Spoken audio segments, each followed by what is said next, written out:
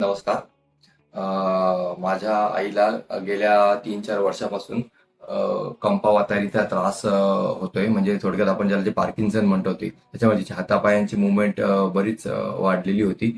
पण गेल्या 2-3 वर्षांपासून मी त्याच्यासाठी म्हणजे उपाय घेतले बरेच, पण त्याच्यामध्ये त्यांना काही फरक पडला नाही. पण मला जसं कळलं की अमरनाथमध्ये डॉक्टर जीवन चौधरी यांचं जीवन आयुर्वेद हॉस्पिटल आहे आणि त्यांच्याकडे पार्किन्सन म्हणजे कंपावातारी याच्यावरती ट्रीटमेंट केली जाते. तर त्याच्यासाठी मी त्यांची भेट घेतली आणि त्यांच्याकडून मी आईसाठी म्हणजे औषधं चालू केली आणि जवळपास एक 1.5 महिना झालेला आहे.